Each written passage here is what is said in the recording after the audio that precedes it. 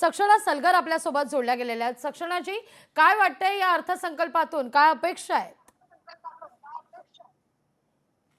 वाटतं की गेली 10 वर्षामध्ये जो 2014 पासून एनडीएचं सरकार होतं हं, आणि त्यामध्ये निर्मला सीतारामन मॅडमनी आठव्यांदा आज त्या परत एकदा अर्थसंकल्प सादर करतायत. हं, राज्यामध्ये आणि देशामध्ये आर्थिक परिस्थिती अत्यंत बिकट आहे आणि कुठलाही अर्थसंकल्प कुठल्याही देशाचा तो सामान्य माणसाला गृहीत धरून बनवला जातो असा आमचा समज होता. परंतु हं, या हं. 10 वर्षात तो समज मोडला गेलेला आहे. कारण आपण वारंवार पाहतो काही विशिष्ट उद्योगपतींसाठी हे सरकार आहे. कारण त्याचा फायदा जनतेला, शेतकऱ्यांना, महिलांना हं, किंवा शिक्षण घेणाऱ्या विद्यार्थ्यांना कमी होताना दिसतोय. हं. मगाशी मी ऐकत होते, की फॉरेन इन्व्हेस्टमेंट्स खूप आलेले आहेत. फॉरेन हो. इन्व्हेस्टमेंट्स खूप आलेले आहेत. मग एवढंच खरं आहे, तर युवकांना नोकरी का नाहीयेत? आज हं, कितीतरी युवक बेरोजगार आहेत. जे भारताचे पंतप्रधान आदरणीय नरेंद्र मोदीजींनी सांगितलं होतं, की आम्ही 2 करोड रोजगार प्रत्येक वर्षी निर्माण करणार. हं, परंतु जर देशाचा डेटा आपण घेतला, तर या 10 वर्षामध्ये नोकऱ्या मिळाल्या नाहीत. उलट हं, रिसेशन वाढलं. हं. आर्थिक मंदी वाढल्यामुळे मुलं घरी आहेत, मुली घरी आहेत. सुशिक्षित बेरोजगारांची अगदी, अगदी. संख्या दिवसेंदिवस वाढली आहे. आणि याच पॉइंटवरती दुसरा एक महत्त्वाचा मला प्रखरतेने मुद्दा आपल्याला आणायचा आहे. मी ग्रामीण भागातले माझे स्वतःच्या घरचे आई-वडील शेती करतात. हं, तर शेतकऱ्यांना दिलासा या 10 वर्षामध्ये कुठल्याही पद्धतीचा मिळालेला हं, नाहीये. हॉर्टिकल्चर असेल, तुमचं फलोत्पादन असेल किंवा ह्या गोष्टीला जे अनुदान मिळायला पाहिजे किंवा हं. ज्या पद्धतीने व्हायला पाहिजे, शेतकऱ्यांना दिलासा देणारी गोष्ट घडलेली नाही. अगदी. उलट आपल्याला आठवत असेल, तर मला इथे सांगायचे मान्यवर आहेत, ट्रॅक्टरवरती जो ट्रॅक्टर शेतकरी वापरतो, त्या ट्रॅक्टरवरती जीएसटी लावला होता. आणि अगदी. जीएसटी आजही आहे. जीएसटी शेतकऱ्यांना कसल्याच पद्धतीने आर्थिक उलाढाल करणारी किंवा त्याला हं, आर्थिक चालना मिळेल असं कुठेही दिसत नाही. मला असं वाटतं, की आता कोणीतरी म्हणलं ₹7 गॅस ऑड कमी झाली आणि ही शुभशकुन आहे. हं. मग आता टॅक्सीचे भाव वाढले. अ, आता एसटी भाडेवाढ मागच्या आठवड्यामध्ये झालं. हे अपशकुन आहे का? असं त्यांनी सांगावं. अगदी, म्हणजे हे अगदी. आपण शकुनाला अपशकुन मानणारं सरकार आहे का? सक्षणाजी, तुम्ही बोलत असताना किशोर तिवारी आलेख आपल्याला दाखवतायत रोजगारासंदर्भातला. तिवारीजी, तुमच्याकडे मी येते.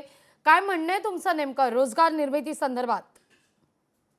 नाही, नाही. हा रोजगाराचा नव्हता. हं, आम्ही एक सांगतो तुला पश्चिम विदर्भात मनमोहन सिंगाच्या काळात म्हणजे 2004 ते 14 मध्ये जितक्या आत्महत्या झाल्या, हं, त्याच्यापेक्षा दीडपट आत्महत्या शेतकऱ्यांच्या विदर्भात झाल्या.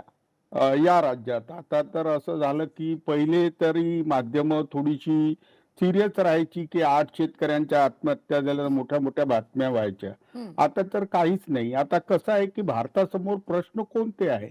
हं, तर ताई जसं म्हणाला, की शिक्षण, आरोग्य, ग्रामीण रोजगार हं, आणि शेतकरी.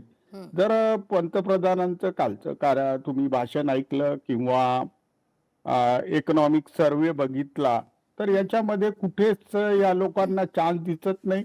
वरून अगदी. अल्पभूधारक शेतकऱ्यांमध्ये डायरेक्ट इन्व्हेस्टमेंट हं, खाजगी हं, लोकांची करतील असं ते म्हणाले. हं, मात्र मला निर्मला सीतारामन यांना म्हणायचं आहे, की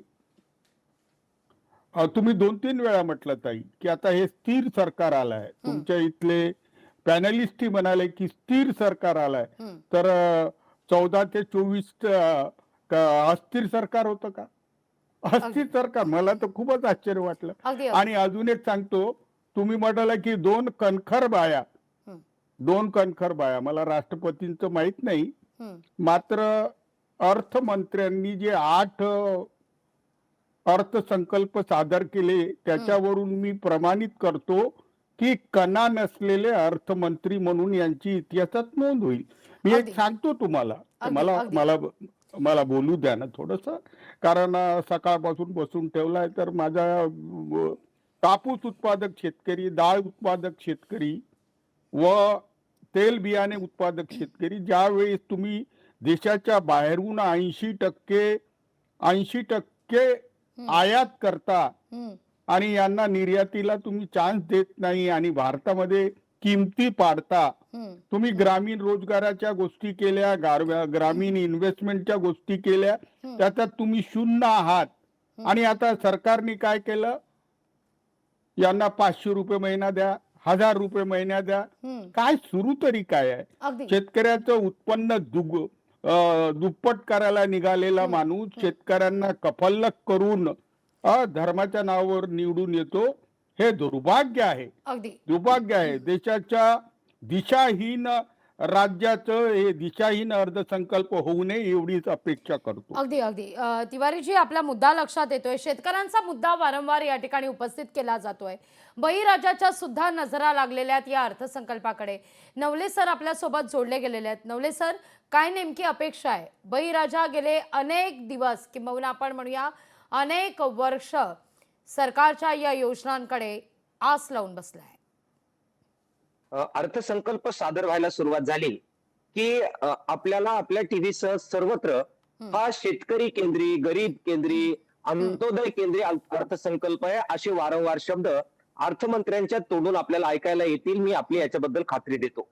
पण ज्यावेळी आपण प्रत्यक्ष जाहीर होणाऱ्या योजना आणि आकडेवारी तपासू त्यावेळी आपल्या लक्षात येईल की मागच्या 7 वेळाप्रमाणे यावेळी सुद्धा शेतीवर खर्च होणारं जे एकंदरीत बजेट आहे त्याच्यामध्ये कपात झालेली दिसेल. हे मी तुम्हाला खात्रीपूर्वक सांगतो. हे कशाच्या आधारे सांगतो? मागचे तुम्ही सगळे आकडे काढून बघा. बात शेतकऱ्यांच्या हिताची करायची, मात्र शेतीवर खर्च होणाऱ्या ज्या सबसिडीजच्या माध्यमातून वेगवेगळ्या माध्यमातून जो पैसा आहे तो घटवायचा. मागच्या वेळी मोठ्या प्रमाणामध्ये खताची सबसिडी या सरकारने कमी केली.